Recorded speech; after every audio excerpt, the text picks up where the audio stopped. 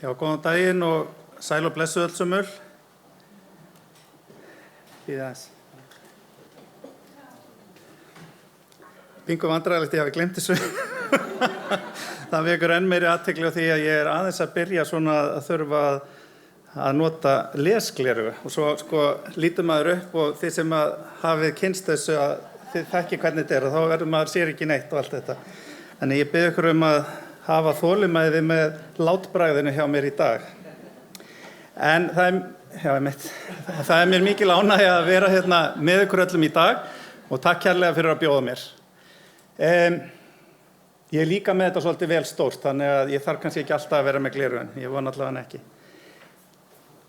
Það er sameiginlegt markmið okkar sem að hér erum samankomin í dag að sem flest okkar séu virka á vinnumarkaði og að sem flest komist aftur út á vinnumarkað ef við dettum út af honum.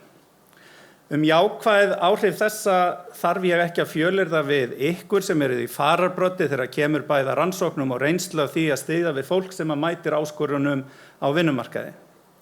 Það hefur margsýnt sig að þegar brugðist við snemma í veikindaferli, þá aukast líkurnar á að viðkomandi komi aftur til vinnu, en því lengri tími sem einstaklingur frá vinnu, því minni líkur eru á að viðkomandi eigi afturkvæmt á vinnumarkað.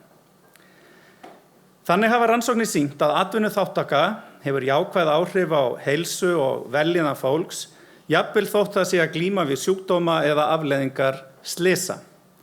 Í því samhengi fagna ég aukinni áherslu virk á atvinnutengingu snemma í starfsendurhæfingarferlinu, en sú nálgun rímar vel við áherslur mínar og ríkisstjórnarinnar sem að nú við völd, en það hefur sú nálgun skilað góðum árangri undanfarin ár hjá nágrannaríkjum okkar.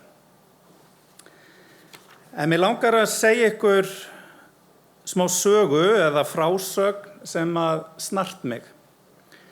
En snemma á þessu ári fékk ég bréf frá konu sem að lýsti stöðu sinni með þessum hætti, og hefst nú bein tilvitnun.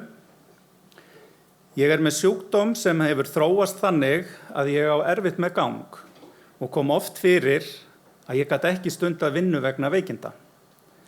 Þegar COVID skall á, bauð vinnustaðurinn upp á fjarvinnu og það breytti miklu fyrir mig. Síðastliðin 2 ár þá hef ég ekki mist einn einasta dag úr vinnu. Þar sem að það að geta unnið að heiman hefur breytt öllu fyrir mig. Ef fjarvinna hefði ekki verið í boði, þá tel ég líklegt að ég væri komin í hlutastarf eða alveg hætt að vinna og komin á örorku.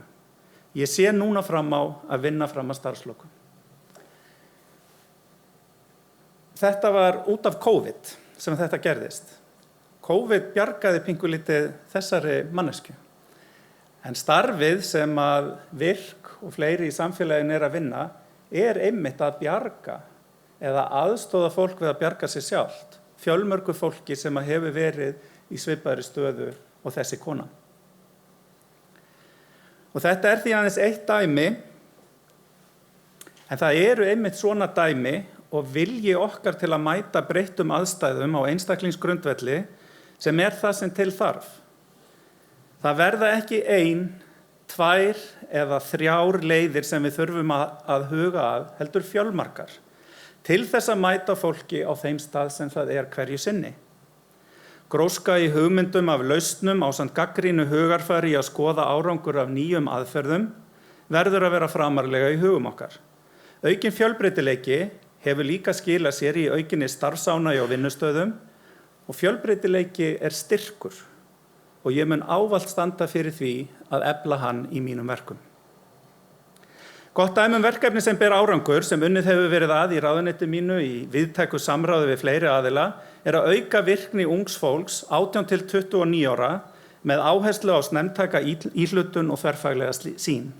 Þannig var komið á formlegu samstarfi þeirra þjónustukerfa sem koma að þjónustu ungs fólks í óvirkni, nýtópsins. Það heilsugæslin á höfuðborgarsvæðinu, Tryggingastofnun, Velferðarsviði, Reykjavíkurborgar, Vinnumálastofnun og VIRK. Maður ekkert í samstarfi við fáa í þessum geira. VIRK hefur tekið þátt í þessu verkefni af fullum þunga og beint sérstaklega sjónum sínum á hópi ungs fólks sem býr við félagslegan vanda og hefur litla menntun auk þess að glíma við heilsubrest. Árangur VIRK í því verkefni jafnframt eftirtektarverður en af þeim tæplega 1000 sem tóku þátt í verkefninu, að þá komust 85% til virkni á nýjan leik. Það eru 850 fleiri heldur en voru í virkni fyrir þann tíma. Þannig að það er ljóst að árangur er ekki bara mögulegur, heldur er þegar búið að prófa nýjar aðferðir og sýna þær virki. Punktur. Til að fylgja eftir þessu góða samstarfsverkefni hef ég nú veitt styrk til tilraunaverkefnisins Vegvísis sem er afurð sama samstarfs. Vinnumálastofnun fer með skipulag og framkvæmd verkefnisins sem er tilraunaverkefni til 2 ára, en verkefni fellur vel að áherslum mínum er snúa því að fjölga markvisst starfstækifærum einstaklinga með skerta starfsgetu. Ég verð að segja þetta venst alveg að sjá ykkur í þoku. Þetta er samt betra heldur en þarna í COVID þegar það var bara enginn í salnum eins og þú komst inn á hérna upphæði. Þannig að ég held að ég muni með tímanum geta vanist þessu. Svo skils mér að segja þetta að fá tvískipt gleru. Ja, nóg það. Ég skynja nýja strauma og þessir straumar þeir snúast raunverulegan vilja til að tryggja hér aðgengilegri vinnumarkað fyrir öll sem hér búa. Fyrir fatlað fólk, fyrir innflytjendur, fyrir fólk sem hefur veikst eða ekki náð að fóta sig í lífinu.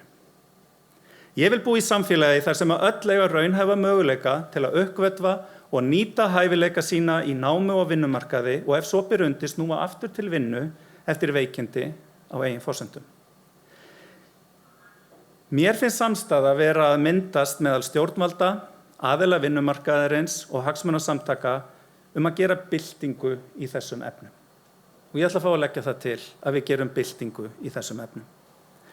Fyrir mitt leyti get ég sagt að ég mun leggja allan þunga á að tryggja að hér verði til sveigjanlegri, heilbrigðari og traustari vinnumarkaður sem á til fjölbreytt störf fyrir okkur öll. Það má líka nefna að World Economic Forum hefur bent á að færniþróun, símenntun og endurmenntun muni leika lykilhlutverk í að draga úr neikvæðum áhrifum örra tæknibreytinga á næstu árum. Verður þannig að teljast ljóst að mikilvægi færniþróunar og menntunar muni fara vaxandi á komandi árum. Ríkisstjórnin hefur sett þetta mál á oddinn og vil skapa íslensku menntakerfi svigrúm til þess að mæta þessum áskorunum. Það gerir hún meðal annars með aðgerðaráætlun 4. iðnbyltinguna, varðandi forgangsröðun og áherslur í sí- og endurmenntun og hef ég á minni stefnuskrá að endurskoða framhaldsfræðsluna og ráðast í stefnumótun í málaflokknum til að tryggja jöfn tækifæri fólks sem nýti sér hana til menntunar eða starfsþróunar.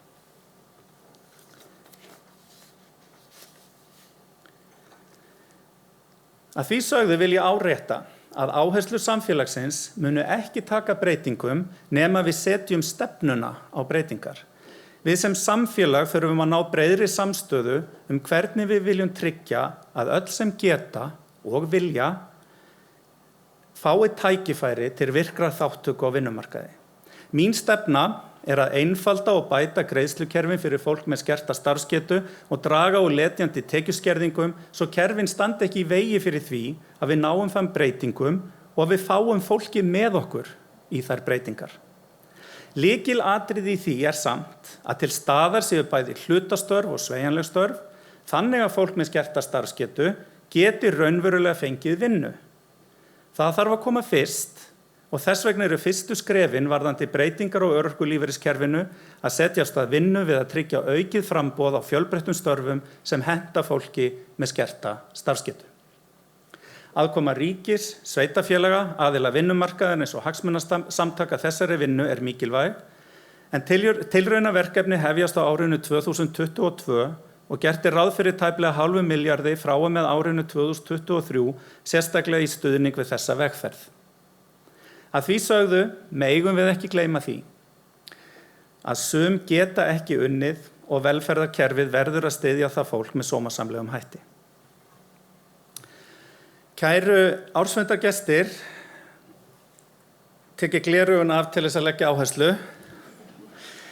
Ég er þekktur fyrir allt annað en þolinmæði. Mannreyndar þegar mér var bent á það fyrir nokkrum árum hvað ég væri óþolinmæður. Það tók mig heilan mánuð að komast yfir það, en allt í lagi, engar persónulega sögur hér. Ég geri mér samt grein fyrir því að það þarf að sýna þolgæði til þess að breyta samfélaginu. Við þurfum nefnilega hugarfarsbreytingu, við þurfum stefnubreytingu og við þurfum öflugt samstarf. Þannig búum við til samfélag sem að veitir öllum tækifæri og styður viðkvæma hópa. Þannig búum við til samfélag sem gerir okkur öll ríkari, einstaklinga, vinnustaði, fyrirtækin og samfélagið allt. Ég vil að lokum nota tækifærið og þakka Virk fyrir frábært starf og frábært samstarf og ég hlakka til samstarfsins framundan við ykkur og önnur sem hér eruð inni. Njótið nú fundarins.